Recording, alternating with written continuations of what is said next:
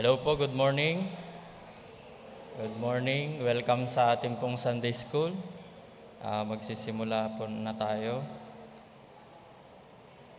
How's your week po? Kumusta po ang buong week? Nakapag-witness po ba tayo this week? Are we filled with the Holy Spirit? We praise God po pala last Sunday. We are able to go out and pass tracks, win soul for the role. And we praise God for the boldness, no? Isa sa mga testimony, yung mga boldness when we give tracts and speak to people.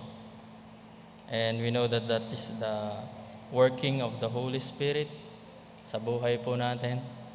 At sa mga visitor pala natin, meron po, welcome po sa ating Sunday School. Ang pinag-aaralan po namin is yung pangatlong persona ng Trinity, which is the Holy Spirit. Sige po, tayong lahat mga kapatid, and let's open our Bible. We're going to read again 1 Corinthians chapter 2. 1 Corinthians chapter 2, we will going to read verse 1 unto verse 5. 1 Corinthians chapter 2. 1 Corinthians chapter 2, verses 1 hanggang 5 po, babasahin po natin. Diyan na po ba kayo lahat? Sige, sabi po dito sa banal na kasulatan ng Panginoon, "And I, brethren, when I came to you, came not with excellency of speech or of wisdom, declaring unto you the testimony of God. For I determined not to know anything among you, save Jesus Christ and Him crucified. And I was with you in weakness, and in fear, and in much trembling. And my speech and my preaching was not with enticing words of man's wisdom, but in demonstration of the Spirit and of power, that your faith should not stand in the wisdom of man, but in the power of God." Sige po, tayo po ay sumaglit manalangin.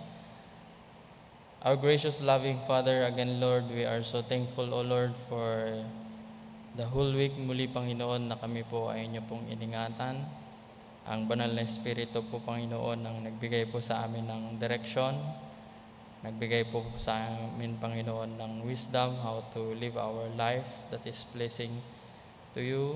And maraming salamat din po, Panginoon, sa kalusugan. Still, O Lord, we are physically fit at nandito pa kami sa mundo to serve you, O Lord. And maraming salamat din po, Panginoon, this Sunday that we can gather together as believer to worship you in spirit and in truth, and we will going to study thy word. We just pray for the Holy Spirit again, for the enlightenment and the understanding and the wisdom that we need, so that we understand how He worked in our life as Christian, especially when witnessing the gospel to the lost ones, to the unsaved. And we are so thankful also, Lord, for those people that are faithful attending the church, faithful attending the Sunday school, faithful, O Lord, serving you. We just pray, Lord, that you be the one to continue, O Lord, to bless us, use us, O Lord, for your glory. And we are so thankful also, Lord, for this morning. We just pray, Lord, that the Holy Spirit will going to work in our midst, and also our service to follow later, Lord. And we just pray, Lord, also we know that we are sometimes have shortcomings and sins that we committed. We just pray, Lord, that you be the one to forgive us and help us, O Lord, na hindi na po gagawin uli yung sin na nagawa po namin. And we just pray, Lord, that you be the one to be lifted up in all the things that we will going to do today as we worship you. Thank you, Lord. In Jesus' name we pray. Amen. Okay po, you may be seated. Just like what I said po, for the sake of the visitors, we are studying the third person of the Holy Spirit, which is a third person of the Trinity, which is the Holy Spirit. And we know that we are looking yung mga ministries na meron ang Banal na Espiritu, which is the saving ministry, The Holy Spirit has a part in saving because the Holy Spirit is the one who convict the believers, show the believers, and give understanding to the person that there is a holy God and He hates sins. And also the Holy Spirit will give us realizations that we are sinners. And the Holy Spirit also is the one who give us an understanding that we need the Lord Jesus Christ as our personal Savior. And also, we studied on the past that the Holy Spirit is the one who sanctify the believers as well. Ang banal na Espiritu ang nagtuturo po sa atin upang mamuhay ng may kabanalan. Kasi alam po natin na ito po ay ka-pleasing po sa Panginoon. Ayaw po niya na tayo as Christian mabuhay po tayo sa kasalanan. Hindi. Kasi alam po natin, sabi po sa Biblia that we are saved to do good works. Yan. Ang salvation po natin is not by good works, but we do believe that after we got saved, we need to do good works. Yan. Yan naman po ang work ng banal na Espiritu, and that's how a person got saved. It's through by grace and through faith in the Lord Jesus Christ. Now, we already as Christian, we receive Jesus Christ as our own and personal Savior. Yung time naman po na ito, we need to serve the Lord. Kasi not only that that Jesus Christ is our Savior, but He is also our Lord. Siya ang ating Panginoon. That's why we need to serve Him. That's why nandito tayo sa church to serve the Lord. And one of the ministry na ginagawa po ng banal na Espiritu is the serving ministry. Serving ministry. And the Holy Spirit, why He is serving, ay ginagamit po tayo ng Panginoon. The Holy Spirit is using us in the service.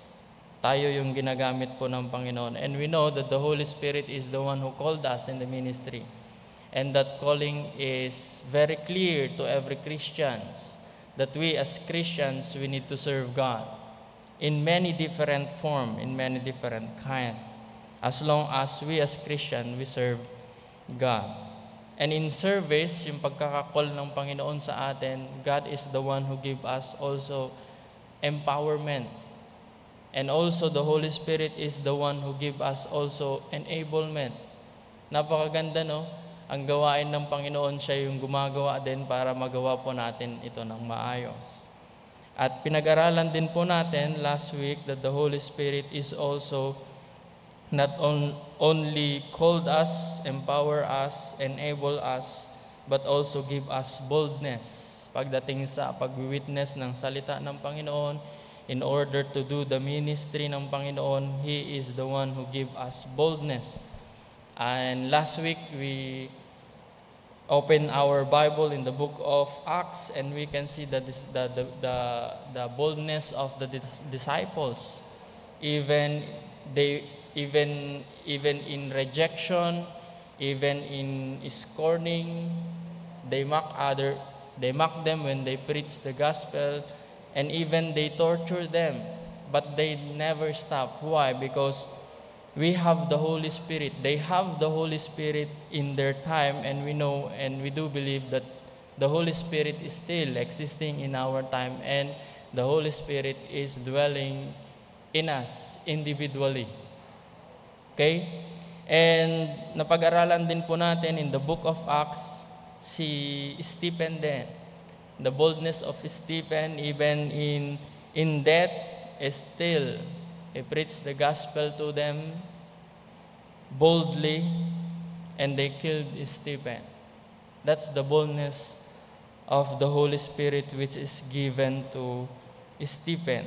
At ngayon po naman ay dadako po tayo kay Apostle Paul in Acts chapter 14. In Acts chapter 14, titingnan po natin yung makikita yung life, not only the disciples, Stephen, but also Paul, and his boldness pagdating sa pangangaral ng salita ng Panginoon. In Acts chapter 14,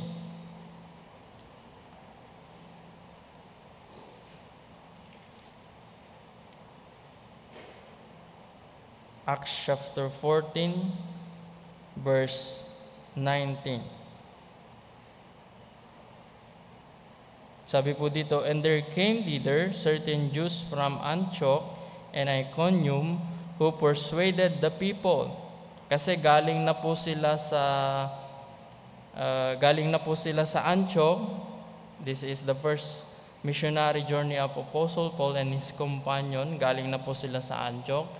That time, galing na rin po sila sa Iconium, and they arrived in this place which is Lystra, and they're going to Derbe. And those people na na-witnessan po nila sa Antioch and Iconium, they go to this place, Lystra and Derbe, at sabi po dito, who persuaded the people, and having stoned Paul, drew him out of the city, supposing that had been dead. Biruin po, when we preach the gospel to other peoples, there are people that will going to receive the Lord Jesus Christ as their own and personal Savior and their Lord. However, there are few people then that they will reject the Lord Jesus Christ. And those people that reject the Lord Jesus Christ, ito yung maninira o ipopoison yung mga tao na napritsan ng ebanghelyo ng Panginoon. Just for example, sa kasamahan mo sa trabaho, when you are trying to win one of your fellow office mate o fellow co-worker, pag nawiwitnessan mo yan, and some will believe and some did not, yung did not believe, those are people will going to poison the mind of the people that believe. Kaya ito yung tinatry po nilang gawin. Those people na hindi nag-believe sa Panginoong Yesus, biruin po ninyo, layo ng mga place po nito, pinuntahan just to poison the mind of the people, and they persuaded the people to stone Paul. Binato nila si Apostle Paul. At dito makikita po natin, after they stone Paul, drew him out of the city, supposing he has been dead. If you are in the place of Apostle Paul, grabe no, binato ka na, kinaladkad ka pa palabas sa city, sabihin mo Metro Manila, kinaladkad ka, akala nila patay ka na. But in verse 21, we can see here, sabi po dito, verse 20, "Howbeit, as the disciple stood round about him, he rose up." Akala nila patay na because they stoned him. But he rose up and came into the city, and the next day he departed with Barnabas to Derbe. And in verse 21, imagine po ninyo after they stone, akala nila patay na, siguro maraming pasa, hindi na masyado gumagalaw, akala nila patay na, but he rose up. And in verse 21, "And when they have preached the gospel to the city and had taught many, they returned again to Lystra and Iconium and Antioch." Kita nyo yung boldness na meron po, and courage na meron po si Apostle Paul. Even they stoned him to death, but still he rose up and still go to another place and preach the gospel. And not only that, binalikan pa niya yung mga lugar na kung saan nagbuyo sa mga tao, nabatuhin siya. That's the goodness of God in the life of Apostle Paul. And Apostle Paul have this courage, have this boldness to still continue in the ministry. Why? Because he knows that those people, they will going to hell and they need the Lord Jesus Christ as their Savior and Lord. Kaya nagpapatuloy. And that is the work of the Holy Spirit. He give us the boldness. He give us the courage. Kaya kung tayo ay nahihiya, we just ask the Holy Spirit na bigyan tayo ng lakas ng loob. Step by step, little by little, masasanay din po tayo niyan. Me personally din po, nakakahiya din nung una, magbigay ng tracts, talagang nakakahiya. Pero pag parang nasanay ka na as Christians, nasanay ka na share the gospel, give tracts, parang ano na lang yan, parang routine na lang yan sa buhay po natin, you give tracts. And we know that the Holy Spirit is in us at siya po yung naggagabay po sa atin.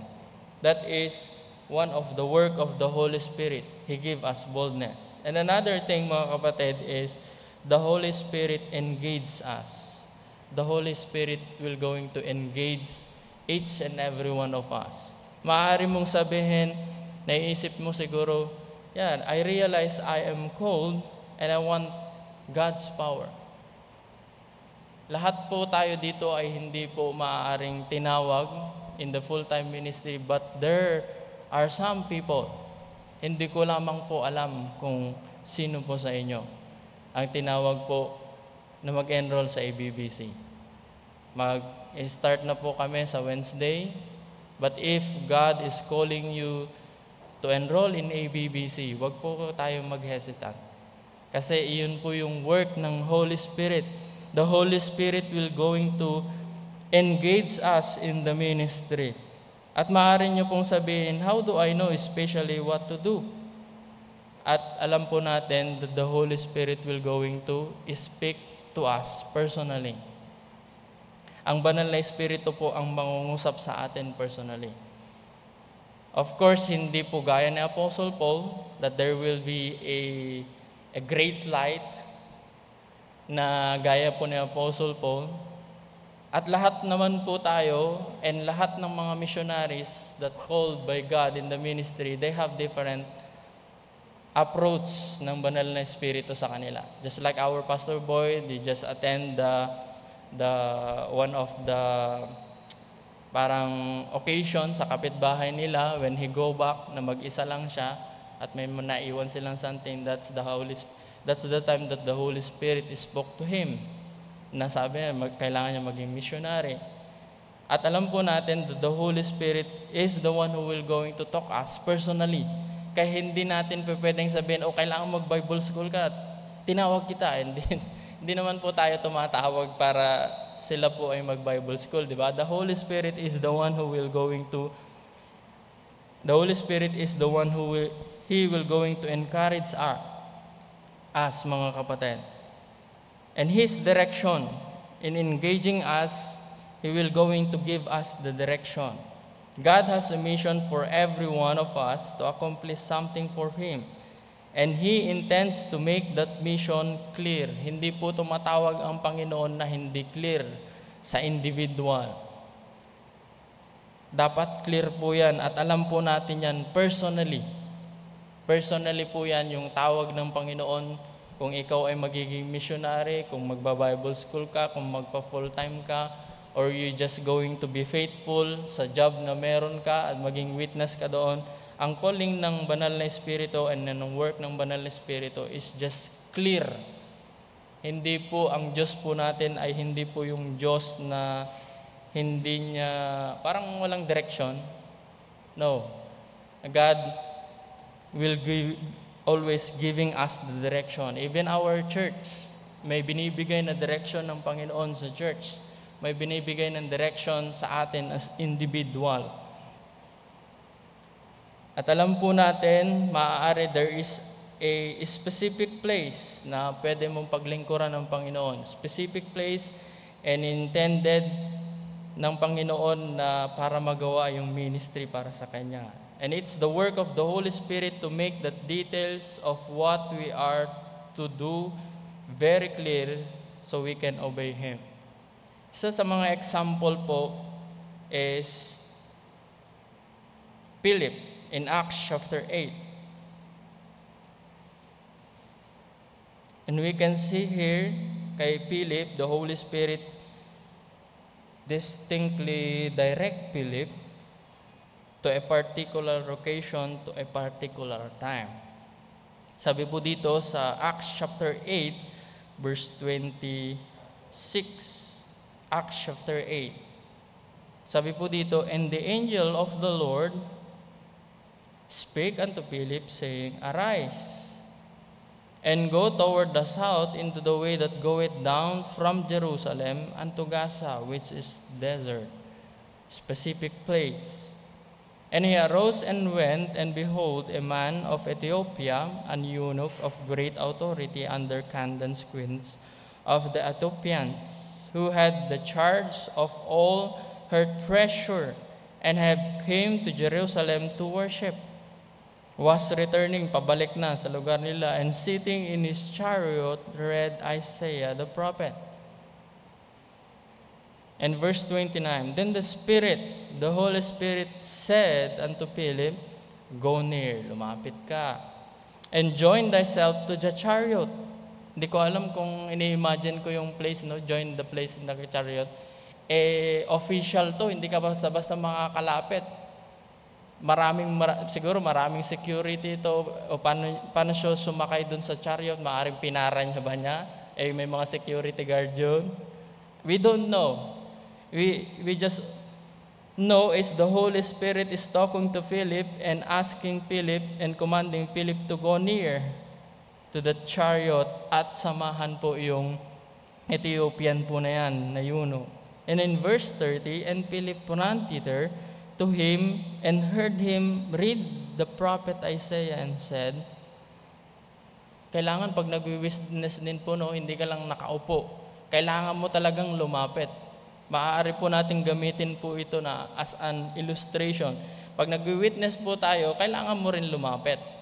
Kailangan mo rin obserbahin kung ano yung ginagawa niya. Ito, nagbabasa siya. O maaring when you give tracts and that person will going to read that gospel tracts. Maaring yung sabihin, Brad, naintindihan mo ba yung binabasa mo? Di ba? Yung principles, pwede nyo pong i-apply. Kasi once na binuklat niya yan at binabasa, siguro tumatagal na ng ilang seconds, maaari mo nang tanungin, Brad, maaari bang i-share ko yan? Naintindihan mo ba yan? Just like the Ethiopian eunuch. And that's Philip did.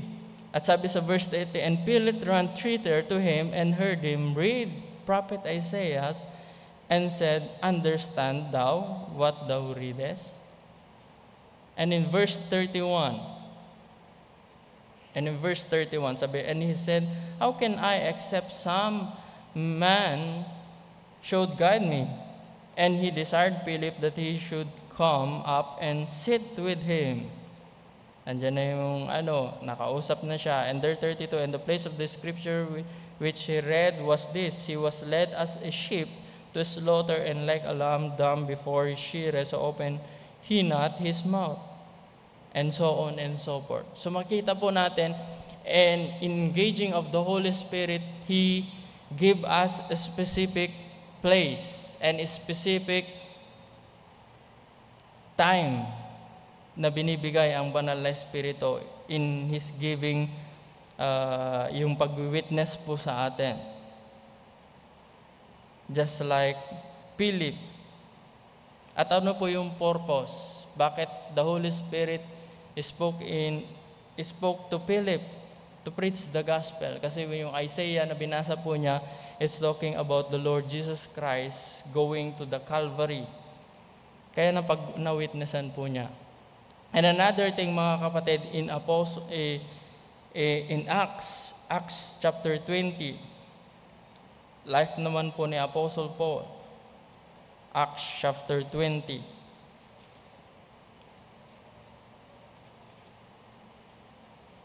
Nakita po ninyo yung direction ng banal na Espiritu, specifically, and a specific time, in Acts chapter 20, verses 22 hanggang 23. And sabi po dito, and now, behold, I go bound in the Spirit unto Jerusalem. Ang banal na Espiritu, parang may tanikala na si Apostle Paul na kailangan niyang bumalik sa Jerusalem. And that is the work of the Holy Spirit. And then says here, not knowing the things that shall befall me there, save the Holy Spirit, that the Holy Spirit witness in every city. Maaring sabihin na Apostle Paul, I am the one who witnessed, but he gave sa credit sa banal na Espiritu, save that the Holy Spirit witness in every city, saying that bonds and affliction abide me. So yung nabubuhay si Apostle Paul, yung leader po niya dito is wala pong iba kundi ang banal na Espiritu. Paul was being led by the Holy Spirit to go to Jerusalem, knowing that captures awaits him there. But still, Apostle Paul go there. Why? Because that is the leading of the Holy Spirit to him. Maaring na, ay, makukulong pala ako, dapat hindi na lang ako pupunta. But he knows that he will going to be in prison there. Pero that is the leading of the Holy Spirit. That's why he just obeyed the Holy Spirit. And not knowing, after niyang bumalik sa Jerusalem and nakaptive po siya doon in Jerusalem, he go to Rome. At doon po na-witness at naikalat again the gospel. And that is the engaging power of the Holy Spirit. At maaari po natin siguro sabihin, one of the example in engaging of the Holy Spirit and giving the direction of the Holy Spirit, may times na may mga nagte-testimony na nagkasakit po sila.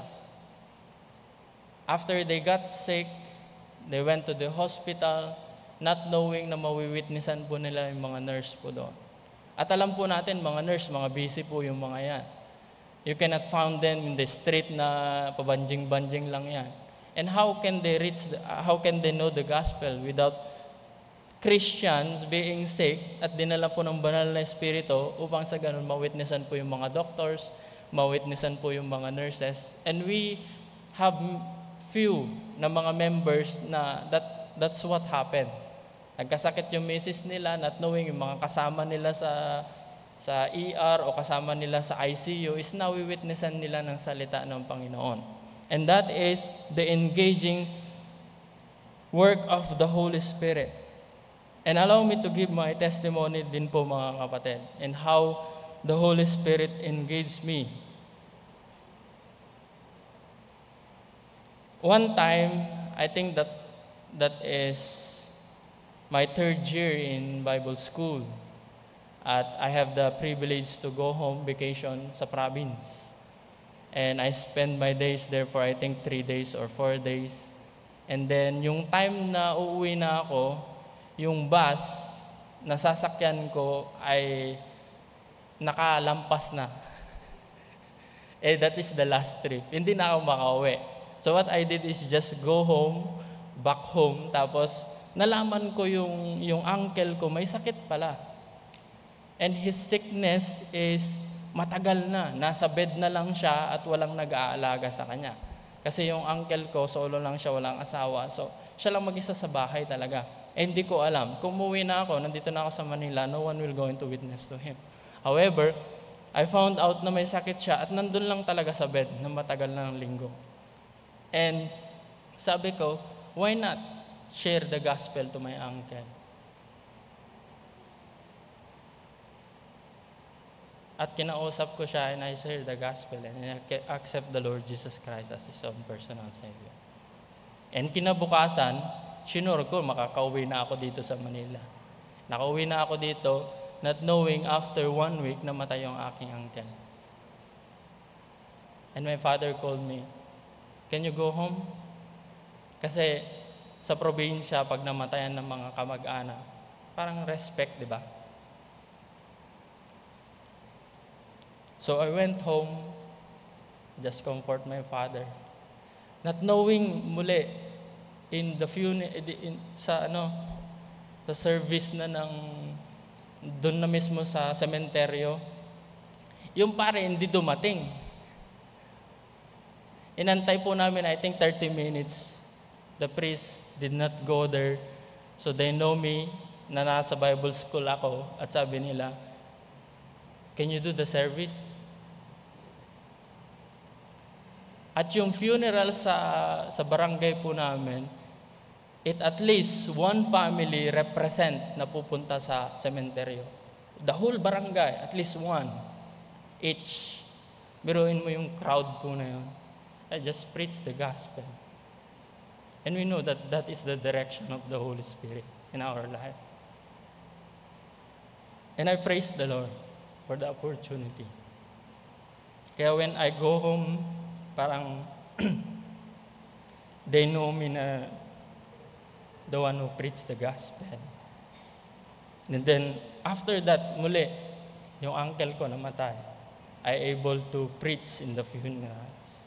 And that's how the Holy Spirit engaged the believers.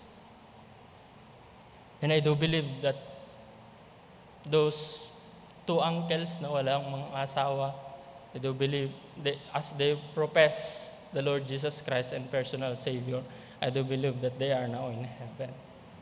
And we don't know how God will going to use us mightily in the ministry. We just let the Holy Spirit engage us. Hindi lang natin alam kung paano paraan. We just obey the Holy Spirit and let His direction ay sundin po natin as Christian. Now, our decision as Christian, yes, the Holy Spirit will going to engage every one of us in a very specific way. A unique way. I can say unique way. Kasi not all of us ay pare-parehas paano gamitin ng Panginoon. How will God will going to use us? But for sure, the Holy Spirit will going to engage us to do mighty works for Him. In a specific place and a specific time, God will going to use us. As long as we will be filled with the Holy Spirit, as long as the Holy Spirit will going to obey the Holy Spirit, mga kapatid. Now, sinabi ko na to last week, our struggle as Christians, yung calling ng Panginoon po sa atin is very clear. If you are one na tinawag ng Panginoon to be at Bible school, don't be hesitant. Punta ka. Because that is the calling of the Holy Spirit. Pagdating ng calling ng Panginoon, that is very clear. The only problem is sa atin. We just don't want to obey God. But in calling, it's very clear. Kaya clear sa inyo yan. If God's call you to be at full time, God will going to make it clear to you. Just obey it. Okay? And not only the Holy Spirit will going to enable us, give us the boldness, and give us the engagement to siyempre para ma-share ang Ebanghelyo, the Holy Spirit also unify us. Maaari nyo sabihin, yes, the Holy Spirit will going to works in us individually. Individual yan, nag-work ang banal na Espiritu. The Holy Spirit will going to call us. The Holy Spirit will going to empower us as individual, enable us as individual, embolden us. But remember, He doesn't lead us to a work that we are be alone. Sabi niyo, maaari, nag-work naman ng banal na Espiritu. I just do the work alone. No, you cannot do that alone. Ang work ng banal na Espiritu, yes, He will going to work to us as individual. Pero remember, He will going to work on us individual para wag mag-work din us together. Sama-sama po tayo sa ministry. And that is the God's patterns for His work. That His people serve together. Together, mga kapatid, sama-sama. Ang ministry, hindi po one-man person ang ministry. We need to work together. Pero lalahanin po din po natin, hindi yung ministry is parang lahat ba tinawag ng Panginoon? No. There are specific person na tinawag ng Panginoon to be at Bible school. There are specific person din na tinawag ng Panginoon to be faithful in their jobs. But we, as Christian, kahit iba-iba yung mga katawagan ng Panginoon, we are still working together. At yun po yung nais ng Panginoon. He leads teams of believers to cooperate. May cooperation sa bawat isa. In His Spirit para sa kanyang purpose. We as a church, a called out assembly, we need to work together. At nag-work naman yan ng Panginoon. Sa local churches, nag-work ang Panginoon niya. And imagine, and we know that we as Christians, mga kapatid, church, we as individuals, called out once individual. Tayo yun. Hindi po ito yung building. Tayo po yun. And we know that we are the church. Ang description ng illustration ng Bible sa body is the church is like the body. The head is the Christ at yung body is yung church. And we know that our body has a different function. Lahat ba, sinabi ng Bible nga, lahat ba mata? Hindi naman, di ba? Lahat ba tenga, lahat ba paa? Hindi naman. We have a specific na function yung katawan po natin. We as a church, ganun din. We have a specific na calling ng Panginoon, specific things na ministry na ginagawa. However, we are working together para mag-glorify yung body, mag-glorify yung church para sa ating Panginoon. At kailangan po natin, mga kapatid, to be unified sa Panginoon. A unified body. God repeatedly command us to let the Holy Spirit bring us into unity and cooperation with each other believer. Kailangan po ng unity, cooperation, para mag-function po tayo ng maayos sa ministry.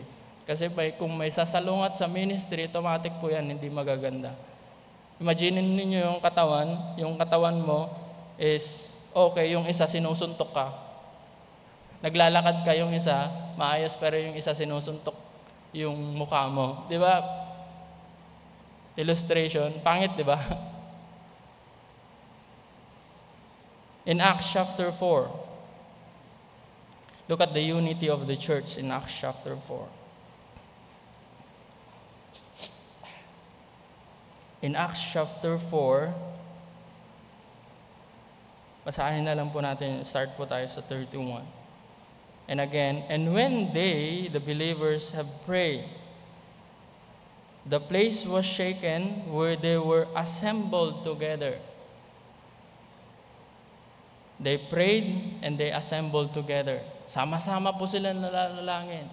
Sama-sama po sila as a church gathered together. And one of the problem now in our time is nasanay sa pandemic. They just say they are saved. They just stay at the church, stay at their home. But siguro hindi nyo nakikita, pero kami as nagbibisit, nakikita po namin. That there are believers, they said they are filled with the Holy Spirit, they are saved, they are serving the Lord in their houses, but they don't gather together, assembled together as a church. And that is the designs of God. Design ng God po is a believer. Hindi ka lang nag-iisa sa bahay mo, mag-winsol ko. Hindi ganon. Ang design ng Panginoon sa church, yes, we have ministries sa mga house natin, sa mga works natin. But sabi po ng Biblia, not forsaking the assembling of themselves together as believers. Dito, sama-sama to serve the Lord. We have unity to serve the Lord. Paano tayo magkakaroon ng unity pag nasa bahay lang? Those people that are watching online, ayaw nilang pumunta dito. Sabi ng Panginoon, you need to gather together and serve one another dito sa church. Have the unity. And that is what the believers in the book of Acts did. They prayed together, they assembled together. Sinabi po dito, and they were all filled with the Holy Ghost, and they spake the word of God with boldness. And in verse 32, and the multitude of them, napakadami nila. Sabi ng mga theologians is, pag sinabing multitude, di ba na-mention ni Pastor, maaaring 5,000 or 6,000. At sabi po dito, were of one heart. Iisa ang puso. They have one heart na parang tumitibok, no? Para sa Panginoon lamang. As a believer, sama-sama po tayo. Iisa yung puso. We have the heart na meron ang ating Panginoong Jesus. And also mentioned here, and of one soul. One soul. Biruin po ninyo yung libu-libong tao na to, they have one heart para sa Panginoon. They have one soul. Parang iisang tao, di ba? Marami parang nagiging isang tao. Direction nila, ginagawa nila para sa Panginoon. Sinasabi nila para sa Panginoon. Iniisip nila para sa Panginoon. Lahat ay ginagawa po nila. Even these people are thousands, and yet they have one heart for Jesus Christ, and they have one soul para sa Panginoon. At sabi po dito, neither said any of them, wala nagsasabi sa kanila, that aught of the things which he possessed was his own, but they had all things common. Alam po ninyo, sobrang hirap nila during that time, pero ang ganda po, no? In their time, wala pong magsasabi na ito yung property ko, ito po yung pagmamayari ko. No. Lahat ng meron sila sa isa't isa, those people na nakakaangat sa buhay, they just sold it and give it to those brethren na nangangailangan.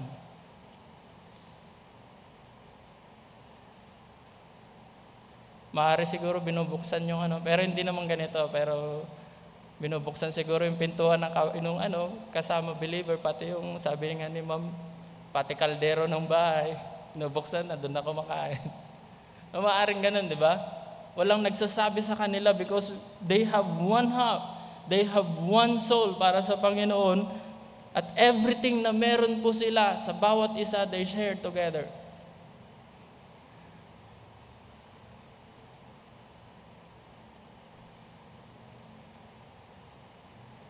They have unity in doing the ministry of the Lord.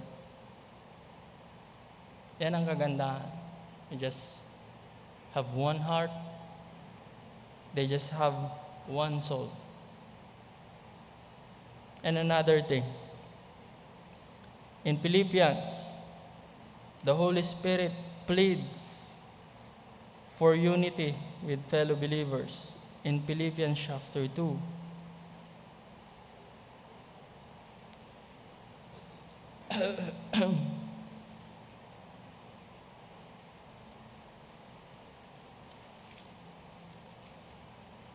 Philippians chapter 2.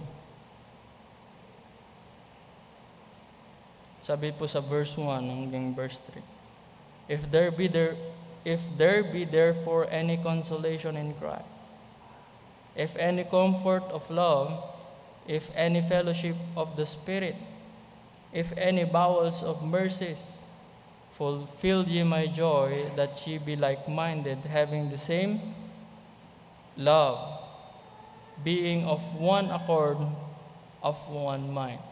Diba nakita po natin kanina dito sa book of Acts, they have one heart, they have one soul. Dito naman, they have the same love.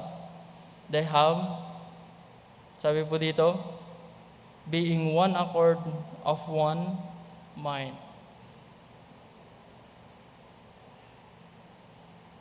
Iisa tayo mag-isip to proclaim the gospel, to glorify the Lord. Iisang puso, we love each other, we love the Lord.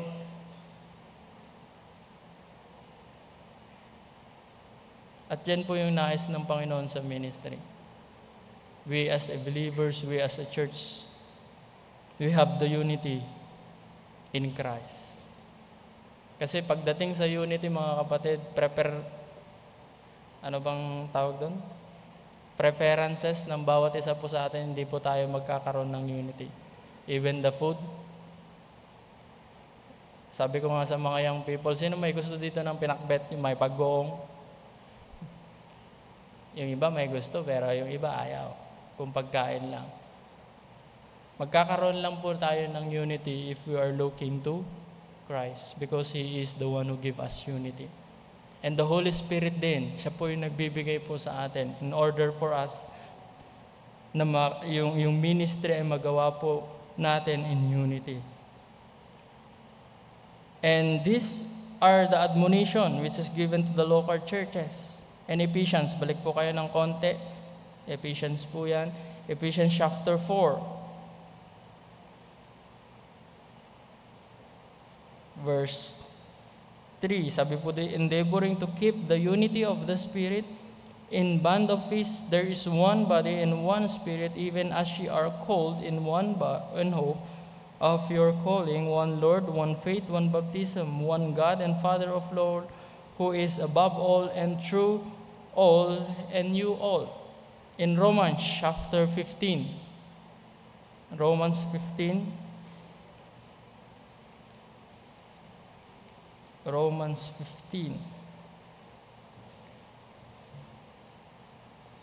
verse 30. Sabi po dito, now I beseech you, brethren, for the Lord Jesus Christ's sake, and for the love of the Spirit, and you strive together with me in your prayers to God for me. And last one, Philippians chapter 1. Balik tayo sa Philippians. Verse 27. Sabi po dito, only let your conversation be as it becometh the gospel of Christ, that whether I come and see you, or else be absent, I may hear of your affairs, that ye stand fast in one spirit, in one man, striving together for the faith of the gospel. So makikita po natin in admonition of Apostle Paul to the local churches in Ephesus, and even in Philippi, and even in Romans, makikita po natin in unified body. And one of the illustration, basahin ko na lamang po of A.W. Tozer. At sabi po niya about the unity of the church in the ministry, sabi po niya, you may have electricity supply to your home, but if your walls have broken wirings, the electrical fixture won't work. The light won't turn on, and the appliances won't work unless the wiring is connected properly to the power source. The power may be available and ready to do its works, but broken wiring will render the power useless. So unity is necessary among the children of God if we are going to know the flow of power, to see God to His wonder. End quote. So interestingly mga kapatid, the principle of unity applied in the home as well. No home or church can survive without the unity that is the ministry of the Holy Spirit. He is the secret of harmony among human heart. Wala pong unity kung wala po yung work ng banal na Espiritu po sa churches or sa family na meron po tayo. At yan po yung ginagawa. That's why when it comes to God's work and seeing God do something great by His Spirit, unity is necessity. Kailangan po yan para magawa po yung ministry ng Panginoon, para po mag-glorify po siya ng mga ayos. Kailangan po ng unity. Cooperation as a church. Doing together the ministry for the Lord. Let's all stand, please. Let's pray. Our gracious, loving Father, again, Lord, we are so thankful, O Lord, sa mga natutunan po namin ngayon. Thank you, O Lord, again, sa banal na Espiritu in which He gave us, Panginoon, the directions na kailangan po namin tahakin bilang mga Kristiyano in order for us to serve You more and evangelize more sa mga tao. And thank You, O Lord, again, for the work of the Holy Spirit who give us the unity as a church. And we just pray, Lord, that continue, O Lord, to bless our church, guide our church in the direction para po sa Inyong glory. And continue, O Lord, to bless our church. Have the unity in Your church, Panginoon, upang kayo po ay mag-glorify and magnify, O Lord. Thank You, Lord, for everything. In Jesus' name we pray. Amen. Okay po, maraming salamat po muli for attending our Sunday School. God bless us all po.